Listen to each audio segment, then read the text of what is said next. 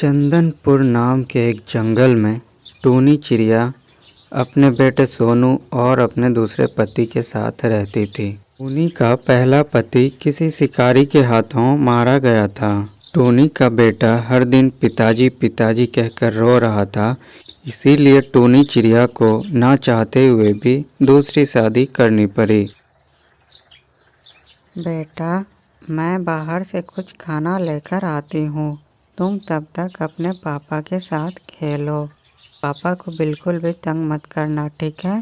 ठीक है माँ, मेरे पिताजी बहुत अच्छे हैं। मैं इन्हें बिल्कुल भी तंग नहीं करूँगा। मेरा समझदार बेटा, ये तो मुझे परेशान करेगा या नहीं मुझे तो नहीं पता, पर मैं तो अपने बेटे को खूब परेशान करूँगा।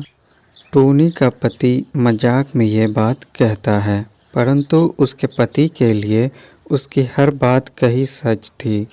उसे तो बस टूनी के बाहर जाने का इंतज़ार था। टूनी चिड़िया के बाहर जाते ही उसका पति उसके बेटे से धीरे धीरे सारा काम करवाता है। टूनी का बेटा हंसते हंसते सारा काम कर देता है। आज तो सच में मैं बहुत थक गया हूँ पिताजी। मुझे जोरों की भूख लगी है। अब जल्दी से खाना दे दो। इतने सारे काम तो इन्हीं हाथों से किए ना, अब जाओ इन्हीं हाथों से खाना भी लेकर खा लो। ये पहली बार था जब बेटे को पिता का बर्ताव अजीब लगता है, परंतु ये तो सिर्फ शुरुआत थी। टूनी का बेटा चुपचाप जाकर खाना खा लेता है। अगले दिन टूनी के बेटे को फिर से वही काम करवाता है। उस दिन भी टूनी का बेटा चुपचाप काम करता रहता है। ऐसे ही कुछ दिन गुजर जाते हैं। बेटे को पिता का बर्ताव बिल्कुल भी अच्छा नहीं लग रहा था। तब टूनी का बेटा काम करने से मना करने लगता है। मैं वो सब काम कर रहा हूँ जो मुझे आता भी नहीं है। मैं थक गया हूँ, इसीलिए आज कोई भी काम नहीं करूँगा। मैं जो बोल रहा हूँ चुपचाप वो काम करो, नहीं तो अभी तुम्हारी धुलाई कर दूंगा। मैं अब कोई भी काम नहीं करूँगा और शाम को माँ को सारी बात बता दूँगा। आप बिल्कुल भी अच्छे नहीं हो। ये बात सुनकर टूनी के बेटे को उसका पिताजी बहुत मारता है और उसे धमकी भी दिया कि अगर तुमने इस बारे में अपनी माँ को कुछ भी बोला तो मैं और भी मारूंगा तुमको।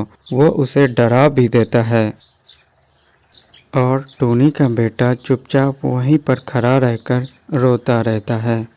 अब जाओ यहाँ से, मेरा मुंह क्या देख रहे हो खड़े होकर? खा जाओगे क्या मुझे? मैं सारा काम तो करता हूँ ना पिताजी, फिर मुझे क्यों मार रहे हो? क्या गलती है मेरी? ऐसा सवाल सुनकर उसका पिताजी फिर उसे मारने लगता है और चुपचाप काम करने के लिए बोलता है। ऐसे ही एक दिन टूनी को लगता है कि कुछ तो गलत हो रहा है, इसीलिए वो अपने बेटे से पूछने लगती है। सब ठीक तो है ना बेटा? मुझे तुम्हारी तबीयत ठीक नहीं लग रही है। बाहर जाके किसी बच्चे से लड़ाई तो नहीं करते हो ना? तभी टूनी का पति बोलता है, हाँ, ये तो दिन भर बाहर ही रहता है, मेरी एक भी बात नहीं सुनता है। तुम ही समझाओ अपने लाडले को। मैं अपने बेटे से सवाल पूछ रहा हूँ, उसे बताने दो। तुम तब तक खाना जाकर गर्म कर दो। टूनी चिड़िया का बात सुनकर उसका पति डर जाता है, लेकिन टूनी का बेटा अपनी माँ को कुछ भी नहीं बोलता। सब खाना खाकर अपने अपने रूम में चले जाते हैं। तब सोनू का पिताजी सोचता है, लगता है शायद टूनी के बेटे को मेरा बहुत ज़्यादा डर लग गया है, इसीलिए उसकी माँ के पूछने पर भी वो अपनी माँ से कुछ नहीं कह पाया। और टूनी का बेटा सोनू ये सोचता है कि मैं माँ को कैसे बताऊँ कि पापा मुझे मारते हैं और दिन भर काम करवाते हैं। उन्हें कैसे भी करके पिताजी की ये सच्चाई दिखानी ही पड़ेगी। ऐसे ही अगली सुबह जब सोनू की माँ काम पर जा रही थी, उसके कुछ देर पहले सोनू अपनी माँ का पैसा छुपाकर रख देता है। टूनी चिड़िया को पैसे लेने के लिए वापस घर आना पड़ता है और जब टूनी चिड़िया घर आती है तो वो अपने पति का असली चेहरा देखती है। तब टूनी बोलती है, मुझे पता था कुछ तो बुरा हो रहा है मेरे बेटे के साथ, लेकिन तुम मेरे बेटे के साथ ऐसा करोगे मुझे ये उम्मीद नहीं थी। निकल जाओ अभी के अभी मेरे घर से। मेरे बेटे के लिए उसकी माँ ही काफ़ी है उसे प्यार देने के लिए। इसी तरह टूनी चिड़िया अपने बेटे को बचा लेती है।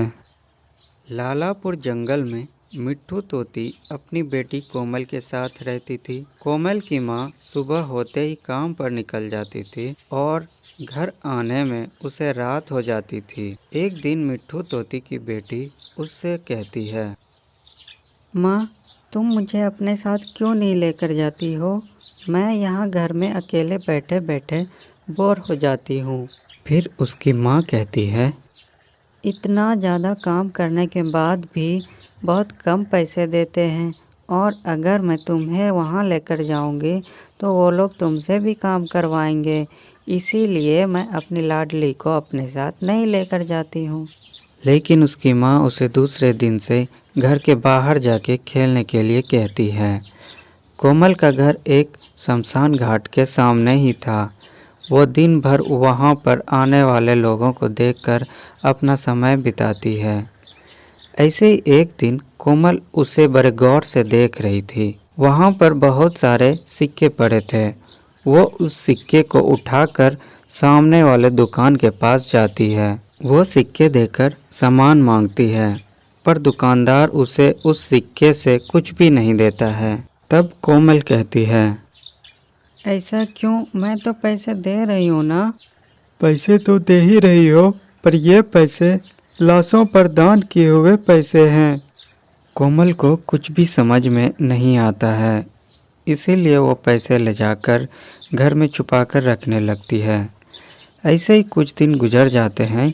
कोमल हर रोज़ उन पैसों को उठाकर इकट्ठा करने लगती है। जल्द ही वो उन सिक्कों से एक बड़ा सा अलमारी भर देती है। ये देखकर उसकी माँ उससे पूछती है, ये क्या है कोमल बेटा? इतने सारे पैसे कहाँ से आए घर में? क्या ये पैसे तुम्हारे हैं? ये पैसे उन लोगों के फेंके हुए हैं माँ, जो हर रोज़ यहाँ पर लोगों के लाशों पर दान करते हैं। मैं वही पैसे इकट्ठे कर रही हूँ, लेकिन वो दुकानदार वाला इस पैसे को बेकार बताकर एक भी सामान नहीं देता है, इसलिए वो इतना ज़्यादा हो गया है। क्या सच में ये पैसे किसी काम के नहीं हैं माँ? ऐसा नहीं है बेटा, तुम्हें यह कहने वाला बहुत बड़ा गधा है। ऐसे कोमल की माँ उसे समझाती है। अब वो हर रोज़ सिक्के जमा करने लगती है। ऐसे ही कुछ वर्ष बीत जाते हैं। कोमल उस सिक्के से अपना एक बड़ा सा घर ही भर देती है और एक दिन बैंक वालों को बुलाकर सारा सिक्का देकर 150 के नोट में बदलवा लेती है। जब बैंक कर्मी पैसे लेकर कोमल के घर पर आया तो पीछे से वो खड़ूस दुकानदार भी आता है और बैंक कर्मी से कहता है, अरे भाई, शायद तुम्हें पता नहीं है, इसीलिए तुम इन पैसों को बदल रहे हो। ये पैसा मनहूस है, वो पैसा लाशों पर दान किया हुआ पैसा है।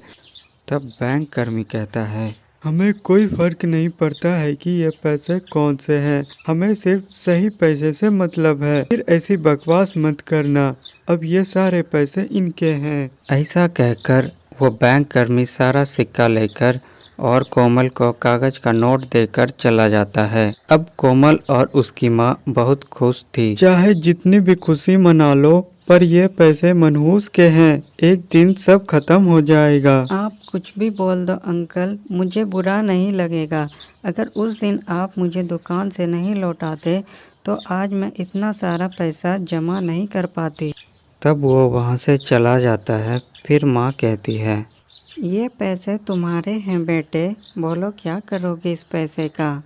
मैं इन पैसों से एक शॉपिंग मॉल बनाना चाहती हूँ माँ, उस दुकानदार अंकल को दिखाने के लिए कि ये पैसे नहीं, आपकी सोच मनहूस है। फिर दोनों माँ बेटी मिलकर एक शॉपिंग मॉल खोलती है। उसमें भी उसको बहुत लाभ हुआ। दुकानदार की सोच छोटी थी, इसीलिए वो कभी आगे नहीं बढ़ पाया।